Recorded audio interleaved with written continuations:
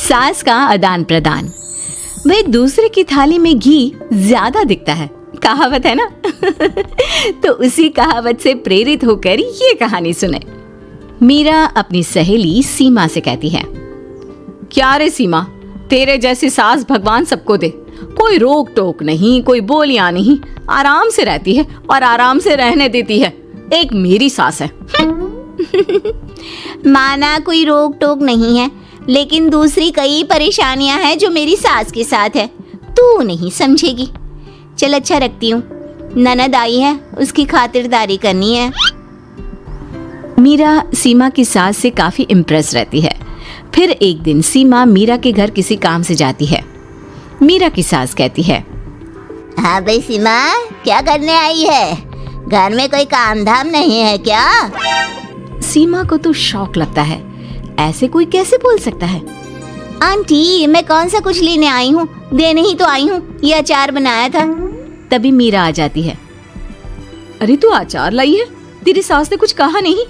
यहाँ मेरे घर पर तो सामान सड़ जाए, लेकिन मेरी सास मजाल है किसी को चवन्नी भी देने दे। अरे क्यों ना बचाऊं चवन्नी, मेरे बेटे की मेहनत की कमाई है। तेरे भरोसे रहूं तो सब लुटा दे। अब ले ले अचार उससे और दफा कर।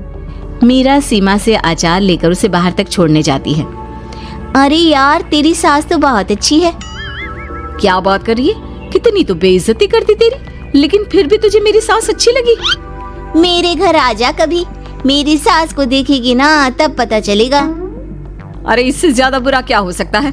जरूर आऊंगी मैं तेरे घर, लेकिन मैं कुछ लेकर नहीं आ सकती। हाँ, देख रही है ना मेरी सास का हाल। हाँ हाँ, कुछ न लाना, मैं तो कहती हूँ खाली झोला ले आना बस। सीमा चली जाती है। फिर क्या, दोनों अपने काम में लग जाती हैं। लेकिन एक रोज न जाने क्या होता है, मीरा सीमा के घर आती है।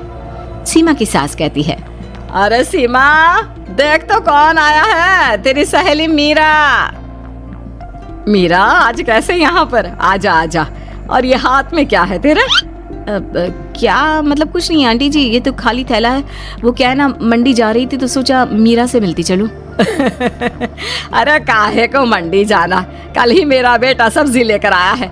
अरे मीरा, जरा सीमा का ये थैला तो भर दे। मीरा घबरा जाती है। अरे नहीं नहीं माँ जी, बिल्कुल नहीं, मैं कुछ नहीं ले सकती। हम लोग ना अलग सब्जियां खाते हैं। खैर, मीरा सब्जी तो नहीं लेती, लेकिन सीमा की सास तो न जाने क्यों कद्रदान हुई रहती है। अरे मीरा, जरा चिकन मटन बना ले, तेरी सहेली आई है। मैं फोन कर देती हूँ, वो दे जाएगा। और सुन, मिर्च जरा तेज कर देना। लेकिन मीरा तीखा नहीं खाती है माँ जी। अरे खाना चाहिए। अब सीसी करेगी ना तो नाक का सारा कचरा भी निकल जाएगा। हाय रे, कितनी अच्छी है तुम्हारी सास। हाँ, तभी आसपास के सारे यहाँ खड़े हो जाते हैं सुबह से ही। अभी 2 मिनट रुक ना, खुद पता चल जाएगा। तभी पड़ोसन आती है। अरे बहन जी, चाय का वक्त हो गया, सोचा चली आऊं आपके घर। अरे क्यों नहीं क्यों नहीं, वो क्या है ना, बहू की सहेली आई है तो चिकन बन रहा है, वो भी लेती जाना। मैं जरा ज्यादा ऑर्डर कर देती हूँ। और हाँ बहू, पकोड़े भी तल ले चाय के साथ। जा जा मीरा बेटी, सीमा की मदद कर दे जरा। मीरा सीमा के पास किचन में जाती है, जहाँ सीमा सास को कोस रही होती है।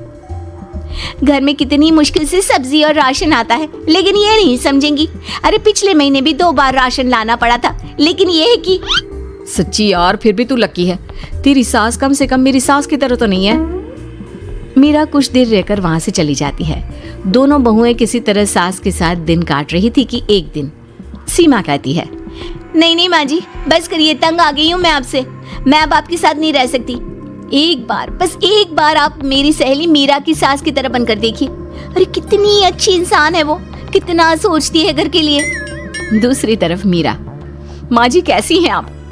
कुछ तो सोचा करिए, समाज नाम की भी कोई चीज होती है। बस एक बार मेरी सहेली सीमा की सास की तरह बनकर देखिए। अरे कैसे जी जाती है जिंदगी, उन्हीं से पता चलेगा। दोनों की सास को आता है गुस्सा। अरे भाई, कोई छोटे बच्चे तो है नहीं जो किसी के साथ तुलना कर दे और वो कुछ ना कहे। मीरा की सास कहती है, मुझे तो सीमा के पास ही छोड़ा।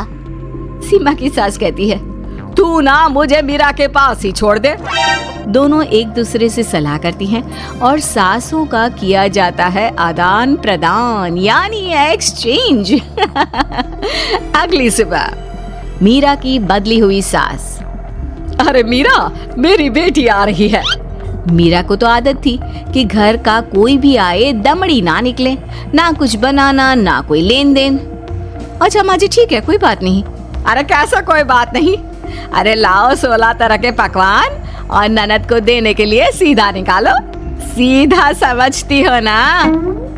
देना लेन देन? अरे माँ जी कैसी बात कर दी, इस घर में जो कोई कुछ भी ले आए, लेकिन मजाल है घर की चवन्नी भी कहीं चली जाए।